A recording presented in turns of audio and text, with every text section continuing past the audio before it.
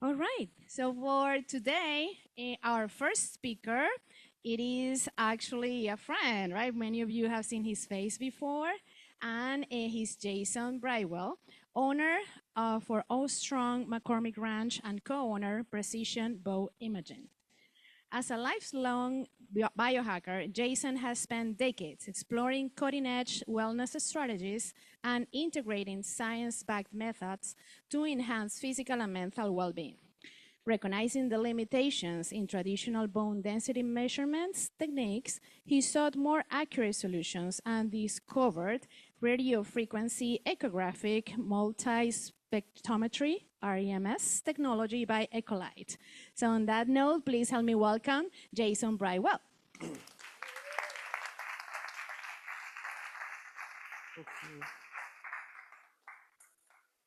All right. I'm Jayson Brightwell. Thank you so much for having me. Um, like she said, I am the owner of the OsteoStrong location in McCormick Ranch, Phoenix, and soon to be opening the Beverly Hills location next month. In addition, thank you. I've been helping people reverse their osteoporosis for over 5 years now. And having conversations with our clients, some of them with just bringing in what we call a DXA was not enough information to be able to help them accurately assess whether or not they were improving at OsteoStrong. REMS technology was introduced to me, and we found that it was going to be so powerful that we developed a company called Precision Bone Imaging so that we can bring these scans to our community so that we can have a better understanding of what our bones look like, the health of our bones. All right, so we're going to be covering bones and longevity, why it's important, just briefly. We're going to talk about the limitations of DXA and the features of a REMS, which is a radiofrequency echographic multi-spectrometry, like she mentioned. Bones and longevity. Why do bones matter? And especially to an anti-aging group like yourselves or a long-term biohacker like me, for me it was kind of a selfish choice. I have a goal of living a long, long life, and I knew when I discovered OsteoStrong that this particular technology would help me stay strong, my bones strong, my ligaments and tendons strong, and if I had a strong frame that worked well, then I could achieve that goal of longevity.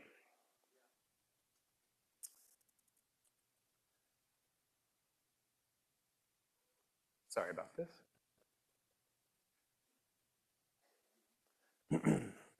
So, so again, why do bones matter? 1 in 2 women and 1 in 3 men will have a fracture in their lifetime. The 1-year mortality rate is that of breast cancer. That's like 25% chance. So we are seeing signs of low bone density earlier in an individual's life. We're seeing it in 20 and 30 years old. So why is this happening? Why is society presenting with lower bone density? It's usually a lifestyle, so a sedentary lifestyle, poor nutrition, nutrient-depleted foods. So there are a lot of reasons, a lot of choices on why a person has low bone density. And some of the recent studies have indicated and linked having low bone density to dementia. So as you can see, we are wanting to keep our bone density strong over our lifetime. So we want to ask ourselves why the current recommendation that just came out this week, why are they recommending people women 65 years old, men 70 years old, why are they recommending screening at such an older age? And the question you'd ask yourself is, yes, why? But we're almost guaranteed to have low bone density when we hit 65 and 70. So then we're having a conversation about prevention versus, or a conversation about treatment versus prevention. So if we can start looking at our bone health at a younger age, we can begin getting baselines of what our bones look like, not based on like an average, which is what a T-score is measuring. So you're going to be compared, whether you are a tall person or a short person, you're going to be compared to the average person. So a person with a small frame under 5 foot is the cards are stacked against that person because they're automatically going to show osteoporosis by the time that they hit 65 years old. So size matters, the shape of the bone matters. So we're going to talk about some of the limitations that DXA has. And the reason that I found the REMS technology was really just due to a client and information. And when I saw this information, I thought, this is a real game changer. This can really help me help my clients better understand what's going on. When you come to us with a DXA score, you don't know what it means. They've given you a piece of paper. It's got some numbers on it. It says, here, take this medication. So what we're finding is that is really not a good way to have a conversation. Yes, for the pharmaceutical industry, maybe, but not for a person who really wants to take ownership of their own health. So another limitation that DXA offers is inconsistencies. And those inconsistencies are oftentimes caused by a way a technician will set a person up on the machine. Whether or not you have scoliosis. This is just a dual energy X-ray that's just two beams coming down through the body. It's passing through. And whether your bone blocks that image, and then there's a calculation, it's going to tell you in return, a number, and oftentimes it's osteoporosis. So another problem with DXA, at least, well, we find that 90% of all DXAs have at least one error. Think about that. If 90% of all DXAs have at least one error, that means people are being misdiagnosed. So now a person that really doesn't have osteoporosis is being given a medication that is causing all sorts of harm, can cause all sorts of harm on the body. Another limitation with DXA is something called discordance. And what that means is if one side of the body is one standard deviation away from another side of the body, that means that report is inaccurate. It is a false report, and a doctor should recognize that and either rescan or try to figure out what's going on. What we find when we give a REMS, there's concordance. And concordance is just close data. If one side is within that standard deviation, and that's what we would really expect. So these are just some of the reasons that DXA has a limitation. So what is REMS? And we talked about that a little earlier. It's just an ultrasound device. It's a device that is radiation-free. It puts sound waves into the body. It slices each segment of the bone, into segments, and it analyzes each segment against a database on whether that bone is good bone or bad bone, and it gives us a number. So REMS was developed 15 years ago in the university system in Italy. And they found that it was commercially viable, so for the last 10 years, REMS have been available all throughout Europe, Japan, and Australia. So unfortunately, not everyone can get a REMS, well, at least before 8 months ago, at least in this state. There were only 40 in the whole United States, and Precision Bone Imaging owns 2 of those devices. So it's really hard to find, again, before 8 months ago, it was hard to find a location that you could actually get a REMS report and really understand what's going on inside. This device, this REMS device made by Echolight, is FDA cleared, and we know that this is superior technology for some of the reasons I mentioned earlier. When you're comparing DXA to REMS, what are we comparing? Well, the similarities, there's only one, and that it gives you your BMD, REMS will do that, and it gives you your T-score, and that's what we do as well. And that's where it ends. REMS has all of these other benefits. It's more accurate. Again, I mentioned I have 2 devices. I've scanned people on both devices with 2 of my technicians. Very similar result. There's only about a 0.38% variance between machine to machine. On a DXA, that can be as much as 5%. So think about that. Again, there's no harmful radiation. This is an ultrasound. We can have it as often as you feel necessary, as often as your doctor wants to scan. So if we can see the microarchitecture of the bone and we can test every 6 months, we can see changes such as if a doctor and a person is on a medication or a nutritionist wants to improve nutrition or a hormone doctor has added hormones into your life, we can see that change within 6 months. On a DXA, that's almost 2 years, a year to 2 years. So again, I mentioned operator to operation variation. The other great thing about REMS, anyone 20 years or over can get a REMS. So what does that mean? That means your children can get baselines and assess their bone quality and density over their life. So we can change the conversation to prevention, which is what I think we all want, from treatment. So this is a sample REMS report. So on the left side, as you can see, there's some, it's a spine.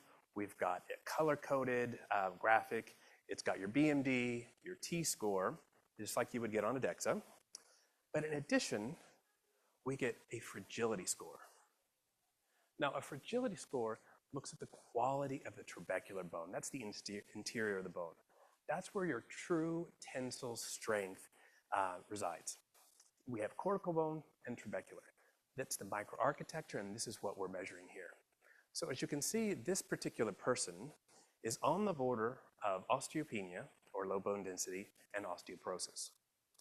But you can also see this fragility is in the green.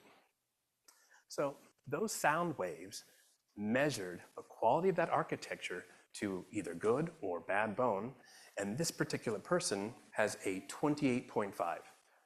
That is good. It is a non-dimensional number between 0 and 100. The lower the number, the better.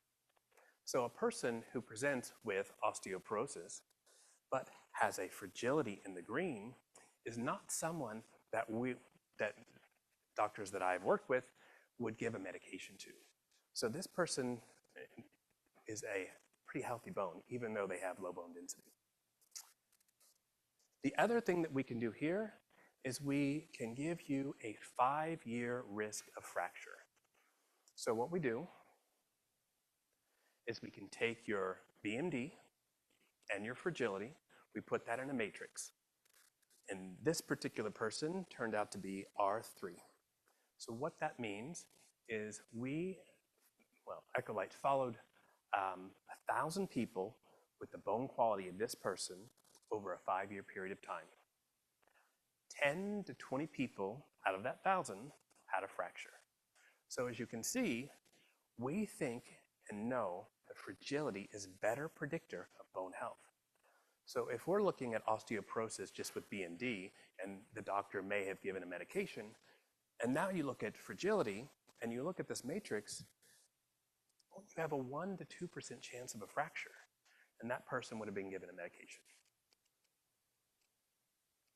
So another thing that we do with our clients at Precision Bone Imaging, we give you a document that helps you understand what your report says. It's all spelled out. You can give that to your doctor, a practitioner, someone you trust that is helping you with your health journey. And we also offer what we call our pillars of bone health. Those are the things that we know improve bone density. There are 6 pillars of bone health. It's probably an hour presentation just on that alone. If you're interested in that information, our information is here and you can always reach out. Thank you.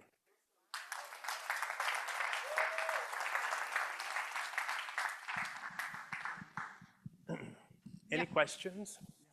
If you have any question, thank you.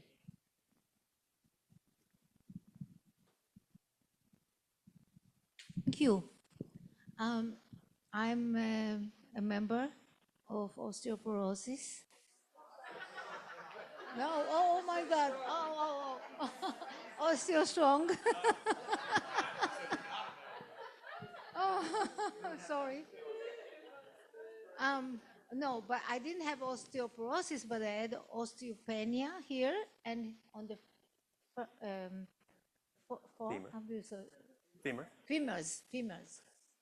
And I went to you, and in 6 months I was restored.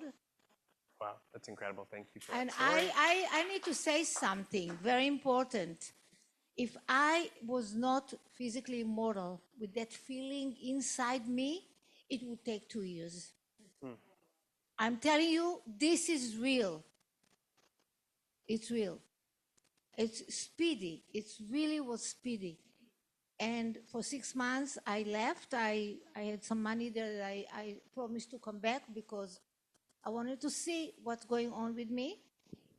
And then I'm coming back on January, I said, and I will. And we look forward to welcoming you back then. Yeah, and but I need to do that test. And it The will be question available to you. is, do you receive insurance?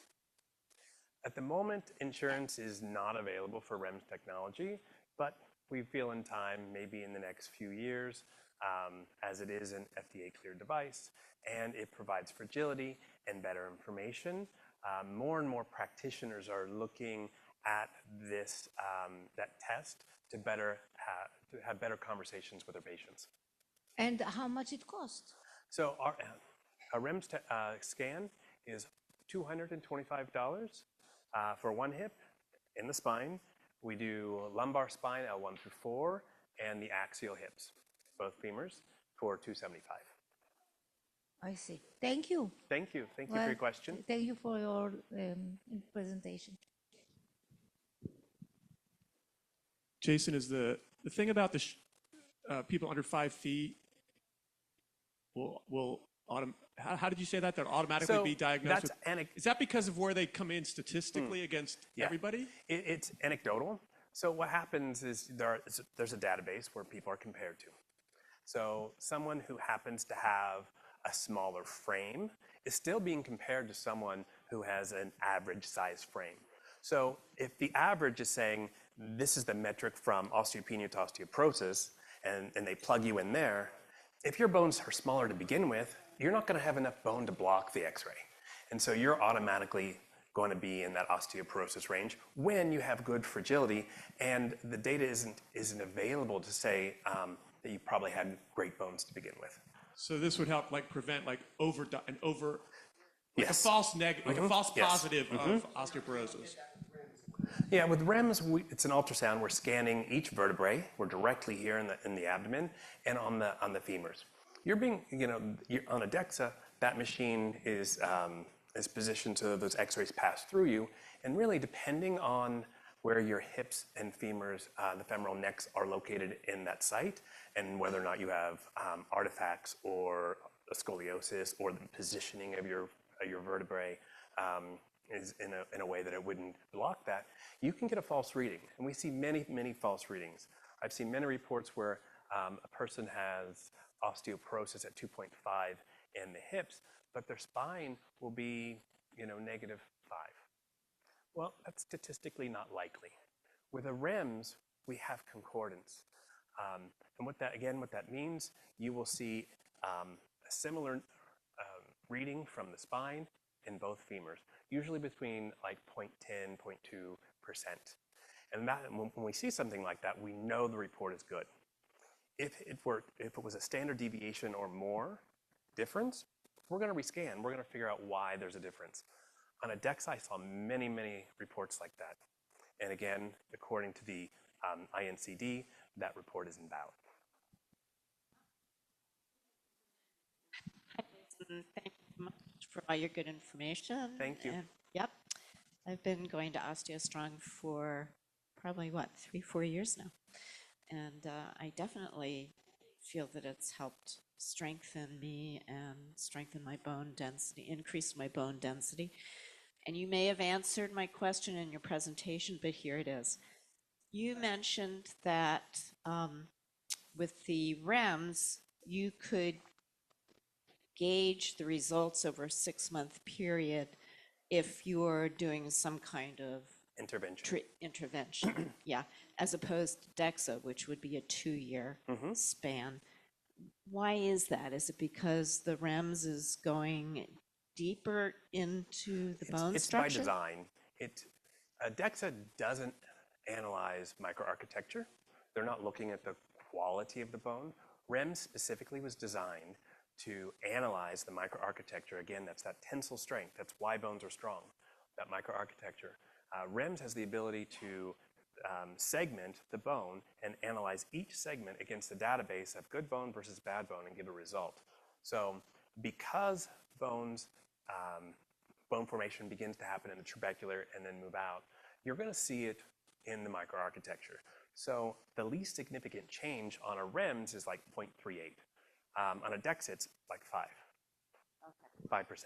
And so there's just not enough movement in that 5% to be able to make an accurate understanding of whether you're healing or not. But REMS has the technology to show that trabecular improvement. And I have seen, I mean, we haven't given a lot of repeat REMS reports. I've only been doing this for about 8 months in my center. But in that time, one of my clients who has had 3 REMS reports, we saw her fragility score improve by a point. That means that she improved her microarchitecture so that she had a better fragility. And fragility is a better predictor of fracture. And we know that in the future, it's going to be REMS over DXA to understand and predict fracture. Thank you.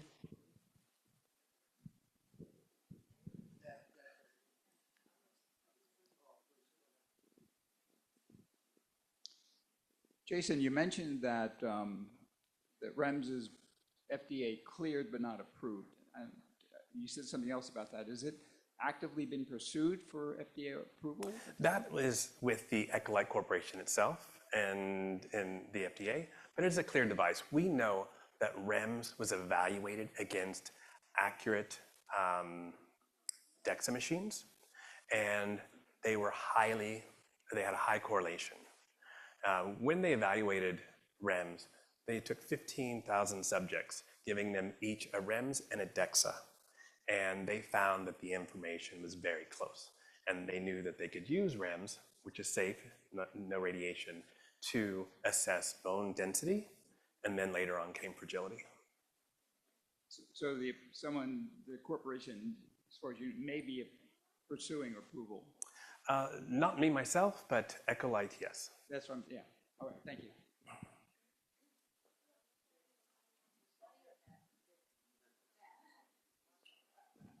Thanks, Jayson. This is a quick question.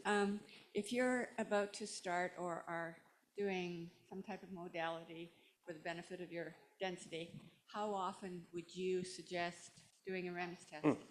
So we recommend REMS every year. However, as I mentioned earlier, if a doctor is going to do any intervention and they want to know more quickly if it's working, we can do a REMS every 6 to 8 months because we will actually see whether you improve your protein, whether or not you take hormone replacement therapy, something like that. We're going to be able to see that change in 6 months, which you would not see on a DXA. Thanks for your presentation. Excellent work. Bone strength is definitely very important for longevity. My question, well, I have a couple of points, but I do have one question, and that is, how does your risk assessment calculation, how does that compare to the FRAX scoring assessment? It is actually similar. FRAX is 10 years. Our fragility and it's a 5-year risk assessment. Mm-hmm. So we're going to see it in 5 years, but we do know that if you answer that questionnaire, it's close. Your question, do you ask some of the same questions? We don't. Lifestyle, we don't. taking size and shape? Many of the people that have done REMS on are actually clients of OsteoStrong, so I actually know their history, but it's not necessary. Okay. But it does give me the ability to have a better conversation with a client to show them where they might be, missing lifestyle choices. So, and we go over that in our pillars of bone health, and that is something that we do at OsteoStrong. Okay, thank you. Yeah, the other thing is, how do you view supplements as far as a movement to reverse osteopenia or osteoporosis? Because I know of an example of a protocol regimen of just senolytic activator and resveratrol, and I saw the T-scores go from almost osteoporosis diagnosis to normal. That's incredible. Yeah. Depending on if you're nutrient deficient, supplements are great. There are many supplements out on the market. One we really believe in is an Algical product. However, if the treatment that you are doing improves... It wasn't me, but an individual that I know. That's awesome. Would love to hear about it. Yeah. So do you implement that with your clinic? If it's needed. We have a nutritionist in OsteoStrong, separate from PBI. We will go over any kind of needs that a client has. We always recommend a nutrition consultation, and then really try to figure out if you're getting what you need through food. It's always best through food, but if you can't, then supplementation works. Yeah. Okay. Okay, wow, really great presentation, very informative, thank you. Well, yeah, Deb, to your point, first, I've been, of course, the first member with you in OsteoStrong. Yeah, you've been with me a long time. Thank you. So, I can testify, I've had just great benefits, and I told you the other day about it. I mean, just after, I think it was 3 months or 4 months I was doing it, I took a test before, a DXA scan. And then I took a DXA scan after about 4 or 5 months, and my bone density had gone up like 20%. It was like That's incredible. That was pretty amazing. Of course, to your point, I have been taking resveratrol and the activator. But you know, it works hand in hand. So it doesn't. We try to view the body holistically. You can't just do one thing and expect it to work. You can't just do the osteogenic loading without the nutrition and the protein and give your body the tools it needs to build. And with REMS, it's just a tool to be able to assess your progress. So bone health is complex. It turns out that when you solve for bone health, almost all other diseases are also improved. Yeah, and it is the foundation, I think, one of the big foundations for good health. I mean, having good, strong bone density, the tendons, et cetera. I also mentioned to you, and I think I told everybody here, that I had a ski injury that had like 15, 20 years ago. And I could never quite get it healed. I mean, it didn't bother me normally just walking, et cetera, but when I would put in any intensity and ride a bike, anything, I'd hate the pain there. After doing OsteoStrong for that period of time, it completely went away. That's fantastic. Yeah, that's incredible. It strengthens it. So on that note, I also want to say thank you for mentioning about kids or younger people, because I also read an article that it's epidemic now, these kids, these people, younger people, having bone density issues. And I think this is something to really make everybody aware of, that most people relate to, you need to do these things when you're older instead of doing preventative things. And I mean, to me, you ought to be doing at a very young age, right? Because it's one of the foundations of good health, making sure your bone density is good from the beginning. You'll prevent breaks, like you said, and many other things. So thank you for mentioning that. Thank you. And something I didn't mention, REMS is working on a model for adolescent. So we're going to soon have a way to test younger people than 20 years old. So good stuff. Thank you. Thank you so much.